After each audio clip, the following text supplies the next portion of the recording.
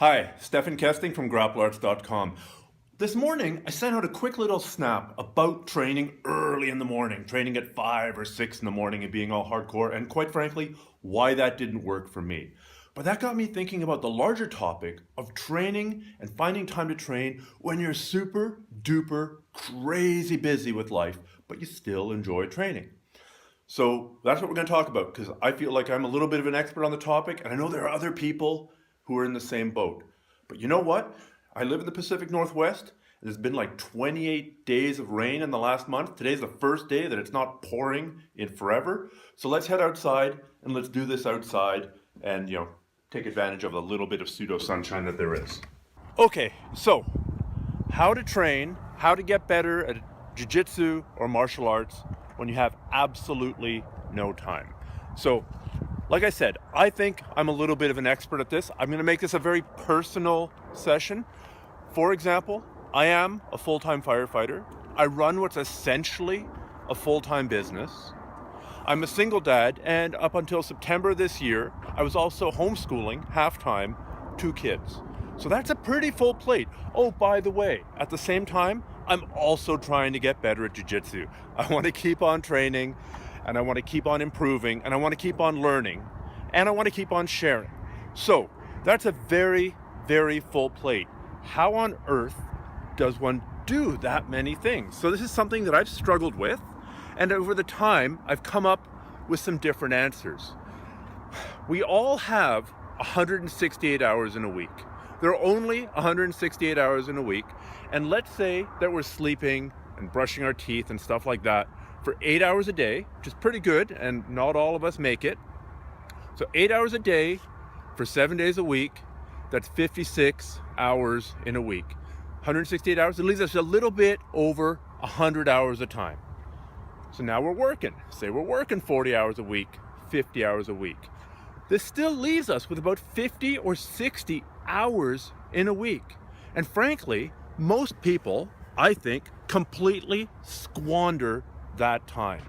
Look at all the talk that happens at the office about what happened last night on Dancing with the Stars, or can you believe what happened in Westworld, or the latest episode of Game of Thrones. I mean, Game of Thrones, special place in my heart. It's the one thing a year that I make time for in my television watching. I do spend 10 hours, because there are 10 episodes a year, so 10 hours a year are spoken for. So for 1 week, I don't have 168 hours, I have 158 hours. Other than that, I basically don't do television. I used to say, throw out your TV, it'll be the best thing that you'll ever have done. Now I say, cancel your Netflix subscription. Cancel your fucking Netflix, and right away, you'll have freed up a whole bunch more hours in the day. One thing people sometimes try and do to free up more hours in a day is to cut back on sleep. And yeah, we all do this to some extent. I don't know very many people who are getting their 8 to 10 hours of sleep a day, because the research shows that for high-level athletic performance, that 10 hours a day is often what you need. I think it was forget who it was. There was some triathlete who won the Hawaii Ironman at a relatively old age. And he basically said his schedule was get up, train, sleep, go and train some more, go and sleep some more. It was basically 12 hours a day of sleeping, because it's a way to recover. So when you start cutting down on your sleep, you really start cutting into your ability to recover. I said it's going to be personal, so let me talk a personal story. 2005, 2006, I got invited to the Abu Dhabi trials. This was going to be cool. Except, how on earth was I going to train for this? I had a couple real small kids at home, and I was very, very, very busy. So how was I going to train? I know I'll train from 5 to 7 in the morning, then I can still go to work after that. All I need to do is sleep less, and I can find some other idiots who are willing to get up and train with me that early in the morning, and that way, so I'll train early in the morning, I'll go to work, maybe I'll train after. So I'll either train once or twice a day, squeeze in some conditioning. That should be good enough, right? Well, it worked at first, but then within 3 or 4 weeks of doing this, I got the worst injury that I've ever received. Well, one of the worst injuries I've ever received. Maybe it was just because it was cold. I was cold, I wasn't fully warmed up yet, but mostly it was because I was overtrained and under-rested. I got this horrendous pinched nerve in my neck, right? I was fighting my way out of a kezigatami, a headlock type position, and it was a judo guy. And I pinched the nerve in the neck, and for the next 6 months, it felt like somebody was jabbing a knife, Halloween style, into my shoulder blade. It was horrendous. I tried everything to fix this, from chiropractic, which made it worse, to ice, which didn't help, to acupuncture, which didn't help. And I basically watched the Abu Dhabi trials plan evaporate because there was just no way that I could recover from that. So overtraining is two things. Overtraining is training too much, but it's also resting too little. If you don't sleep enough, if you don't physically sleep and rest enough to allow your body to recover from all that training, there's no way you're going to get better. You're going to keep on going down, and you'll eventually, as sure as night follows day, you're going to come down and you're either going to get sick or you're going to get injured. I remember doing an interview with Marcio Feitosa a long time ago, and he said something like, sleep is the first part of training. If you don't sleep, then you cannot get better at training unless you're taking tons of chemicals or drugs or steroids. And it's true. Like, there are some people who make it through life by snorting enough coke, by taking enough meth, because they're different. They're the ones who can actually handle it. They're not going to get addicted, and they'll know when to quit, or just drink 12 cups of coffee a day. So I can't really speak to that. Fortunately, I've managed to kick the meth habit. So unless you're powering yourself through your day with ridiculous quantities of stimulants, which are gonna take their toll, for sure, you don't get something for nothing, you basically have to wrap your head around getting enough sleep. So it's not as simple as making more time by simply not sleeping. All right, so what do? You're super busy. You gotta sleep. We've learned this, and lessons repeat themselves till learned. You'll eventually learn this if you don't believe me. What are we gonna do? There's sort of three general categories of things that you can do. Number one is make time. I would include, throwing out your Netflix subscription there, making time. Magically, all of a sudden, you've got 3 more hours a day or 4 more hours a week or whatever it is. But those 4 more hours, that could make the difference between getting your blue belt, getting your purple belt, getting your brown belt, getting your black belt, as opposed to that being some distant dream that you're never actually going to realize.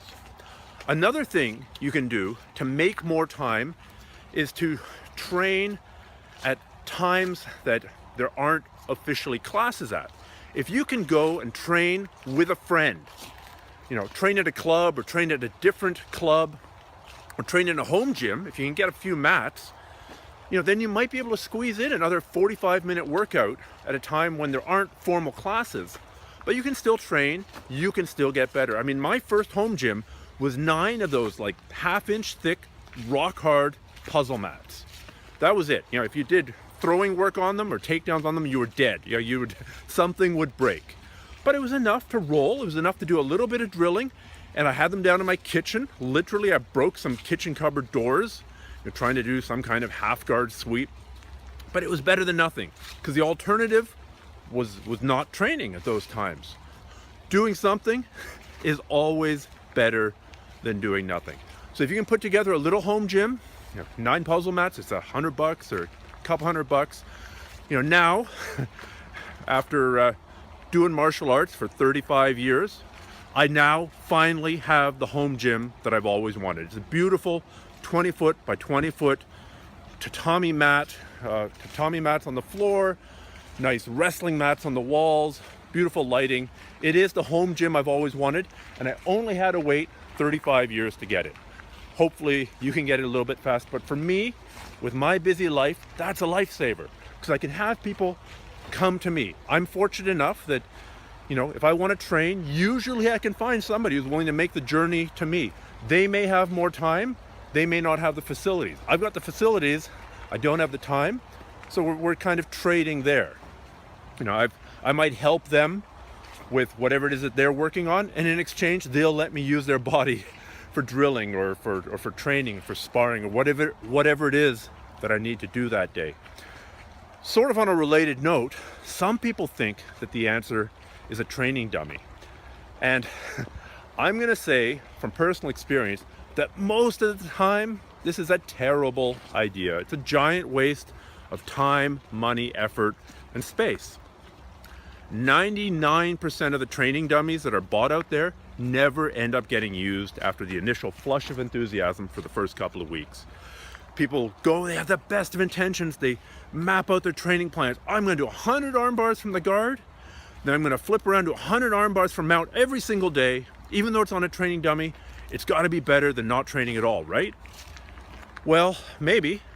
I know that I've built 2 or 3 training dummies, no, 3 or 4 training dummies. I've very seriously considered ordering them. I've used friends' training dummies, and basically every single time I've ended throwing them out, not using it, and not sticking with it. And I'm pretty motivated. But for me, it doesn't work. For most people, it doesn't work. For about 1 or 2% of people, it does work. It's a great way for people to get the reps in. And if you're one of those 1 or 2%, then, get some dummies, get like 4 puzzle mats, put it in the corner of your room, and good luck explaining to the girl who's coming over to your apartment for the first time why you've got a life-size mannequin there. Tell them it's for jiu-jitsu. They will not believe you. And that's just life as a jiu-jitsu player. So the first general approach to training when you have no time to train is to train at odd hours, to make ways to open up training times, right? Train at home, train at other clubs, throw out Netflix. The second category of ideas is to make your training more efficient and more effective. Let's say you can only go to 2 classes a week. That's all you could do. You'd love to go 4 or 5 times, but all you can do is go twice. Now, the reality is that even the guys who go 5 times a week wish they could do 10 times a week, right? That's usually, the eagerness to train usually exceeds the ability to do it in every case. But let's say you'd like to train 4 or 5 times a week, but you can only train twice a week. What are you going to do? Well, let's get the most that we can out of those 2 hours. Let's not go in there and bullshit about the UFC and gossip about what this instructor said about that instructor. No, stay focused. Hello, you're there to do a job. You've got 2 hours. Let's make every minute of those 2 hours count. So let's do some drilling. If everyone's hanging out, chit-chatting, grab a guy, say, hey, I've been thinking about this X-guard position. Can we just go and do some reps back and forth? Probably the guy will say yes. And if he doesn't say yes, find the next guy and do it with him. Incidentally, this is why I'm not a big fan of those jiu-jitsu classes that start with an endless long warm-up. Running around in circles, skipping in place, endless break falls, endless shrimping. For me, that's a lot of filler. Back when I was in my 20s, even in my early 30s, when I had way more time, okay, that was just a price to pay. I was getting some conditioning benefit out of it. But now that I am so incredibly busy, I think it's a lot of filler, quite honestly. And I would far rather spend my time when I'm doing jiu-jitsu, when I actually finally manage to make it to a mat with a training partner, to focus on doing jiu-jitsu. I can do my conditioning, I can do my running, I can do my push-ups, I can do all that stuff later. And I've got enough self-discipline to do all that additional conditioning later. I suppose a lot of teachers think that their students won't do any of that if they don't make them do it. So anyhow, that's a side rant. You may not have control over that. I do. Nowadays, I basically refuse to go to a class that's 2/3 warm-up, where you're endlessly doing jumping jacks and forward somersaults and backward somersaults and backward somersaults into handstands. Man, I can do my own conditioning, and I do my own conditioning, thank you very much. If I actually manage to make it to a class where there are mats and people, I want to be on those mats working with those people. So that's an advantage that I have that you may not have. But maybe you can pick and choose which classes you go to, which schools you train at, when your time is limited. Let's just talk a little bit more about making your time in training super efficient and super effective so that you get absolutely the most out of it. A lot of it comes down to sustaining mental focus. How many times do you see people do, they get shown a new technique and they do a couple of reps, and before you know it, they're off, they're exploring some different form. Hey, there's a lot like this other technique. Hey, I saw this cool technique on YouTube. And before you know it, they're off. They're not doing the technique anymore. Stay focused, right? Mental attention, if you can bring focus to an activity, it makes it so much more valuable. 10 minutes of focused training is better than half an hour or 60 minutes of just screwing around and not paying attention. Really focus. Not only do the move with your body, but do it with your mind. Really think it through. I am grabbing here. I am moving my foot there. I am twisting my body about 45 degrees here. If you focus with your mind, as well as going through the motions with your body, you'll get so much more out of it. Well, it started raining again. Oh well, let's keep going. If you live in the Pacific Northwest and you call things off just because it started raining, then you're never going to get anything done ever, because it's just a way of life around here. So, where were we? We were talking about how you can make the training time that you do have more efficient. And here's where I'm going to jump back to one of my major hobby horses, which is cardio. Let's say you can go to an hour and a half class twice a week. So if by the halfway mark, if at 45 minutes, you're exhausted, at that point your brain is pretty much not absorbing any more information. And so for one, you're not taking any more information in, and for two, you're not managing to train as effectively. Let's say that you are focusing on the frame and hip escape method of guard retention. This is your stated goal for this class or this week or this month. But if you're tired by the 45-minute mark, you're just not going to you're not going to get as many reps in, essentially, because you're going to try and do it, and the guy's going to blow past your guard, and then you're going to spend the next 10 minutes of the match or 5 minutes of the match suffering under side control. Whereas if your cardio is good, then you can keep the mental attention on what it is that you're doing. No, I'm going to sit up. No, I'm going to frame. No, I'm going to escape my bloody hips further than I think I need to. I'm going to put the guy back into my guard. Same thing applies for anything. If you're hunting for kimuras at your training session, or you're working on side mount defenses, same thing.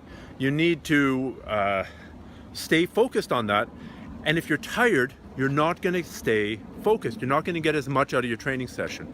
So ironically, if you have limited time to train, let's put it the other way. If you have all the time to train in the world, you can train twice a day, 5 days a week. Your cardio is probably not going to be a problem, because you're going to get it all through rolling. But let's say you can only train twice a week. Instead of 10 times a week, you can only train twice a week. So how do you make that more effective? Well, if you come into it not in horrendous shape, you're going to get way more out of those 2 classes that you can get, as opposed to if you're huffing and puffing after the warm-up. So I'll ask you, do you work in a place that has elevators? Do you take the elevator, or do you take the stairs? Do you always take the stairs? Do you find some time to go for a run? Even a little bit of cardio, even 20 minutes twice a week, even once a week, is so much better than not doing any.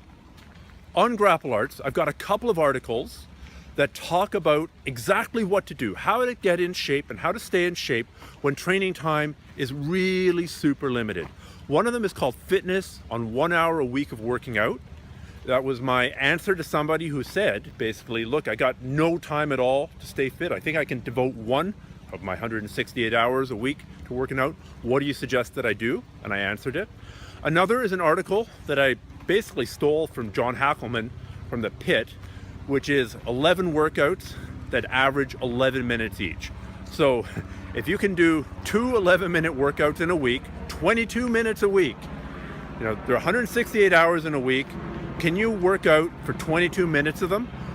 You'll be way further ahead if you do, when you do make it to class and you finally do manage to train with a real life person on a real life mat, with a real life instructor yelling at you to shrimp, move your hips, move your hips. All right, so we've talked about how to essentially add more hours to your week.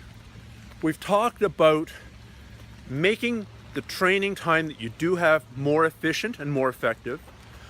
The third pillar of sorts, I mean, there's a ton of overlap here, is to use your non-training time to still develop your skills. You could, for example, put that taking the stairs instead of the escalator or the elevator into this, but I'm more here talking about training your mind. Just because you're not at jiu-jitsu class, just because you're not on the mat, doesn't mean that you can't keep on getting better. Doesn't mean that your mirror neurons can't be firing as you're watching somebody armbar somebody else.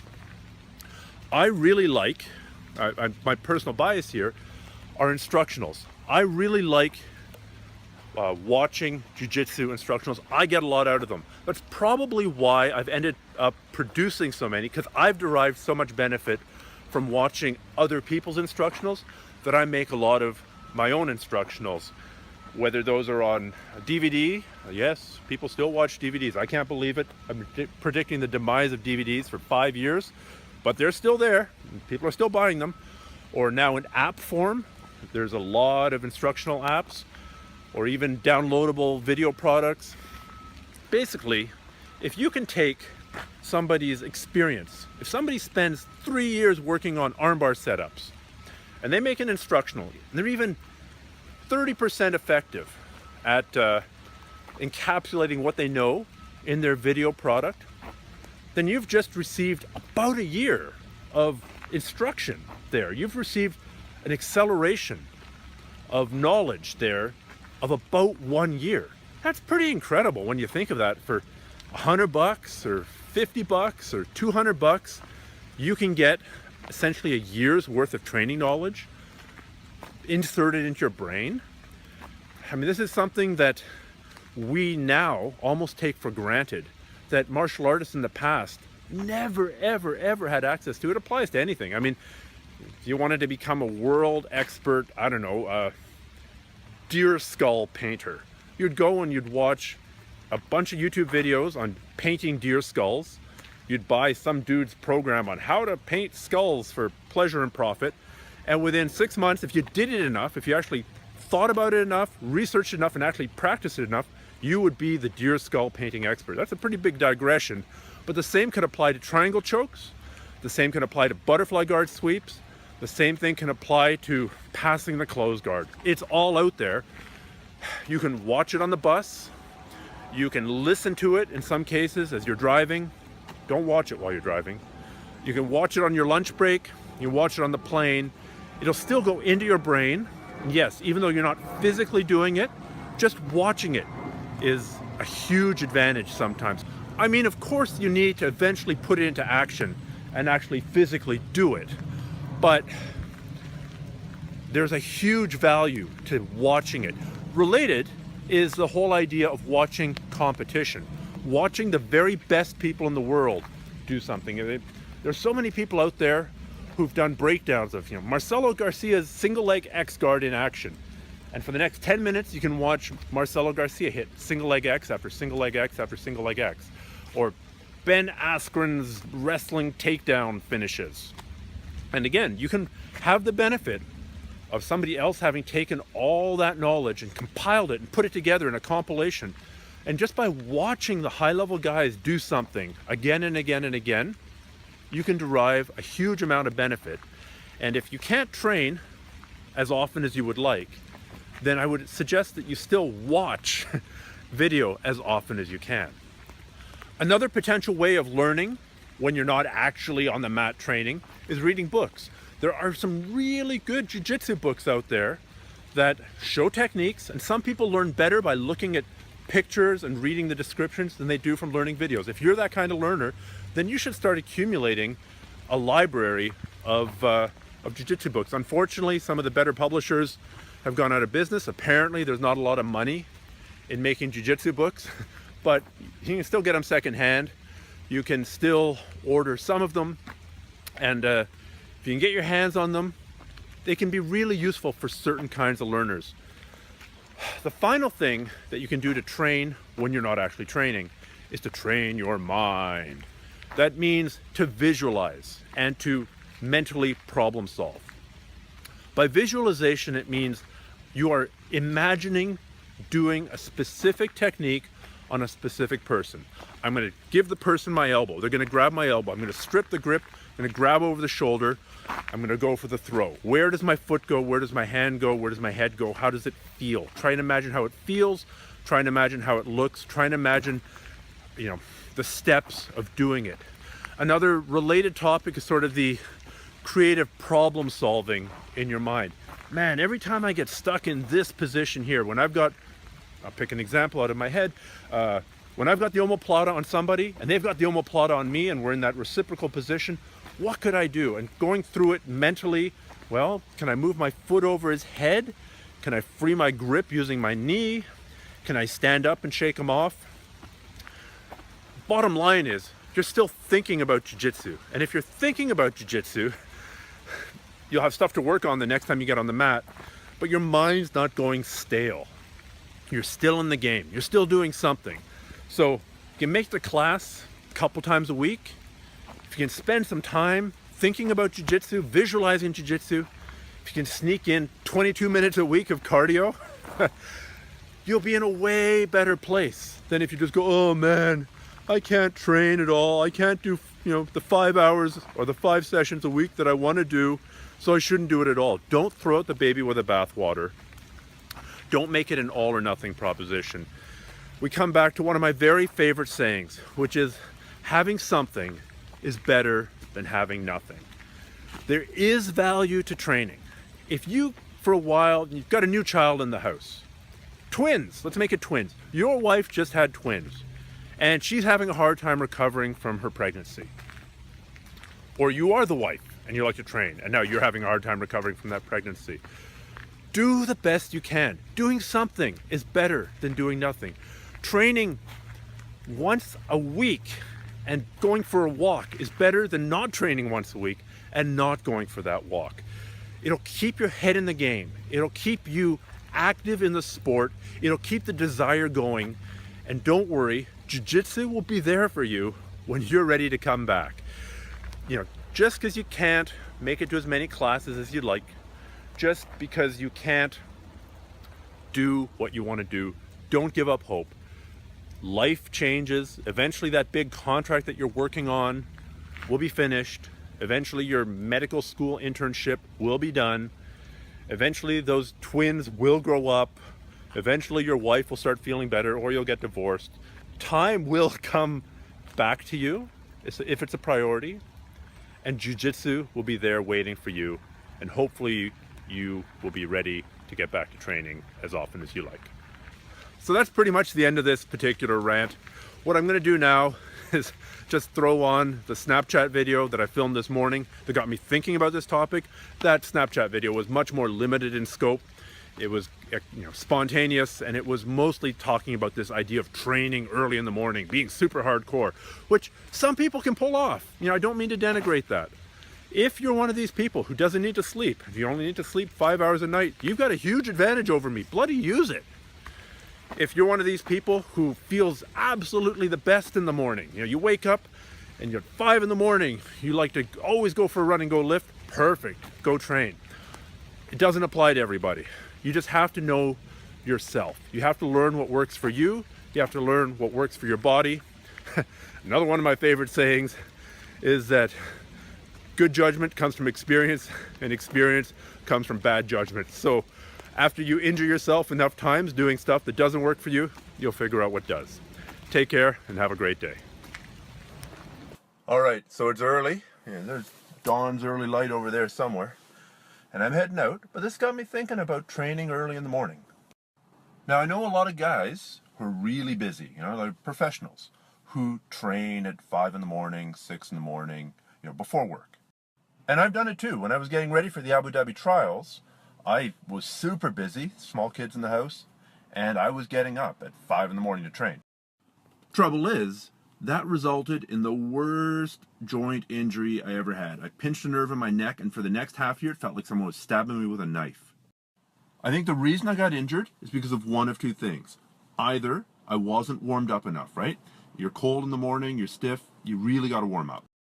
And the other reason is that I was probably hugely overtrained, which really means underrested and underslept. By getting up that early, I was just not sleeping enough.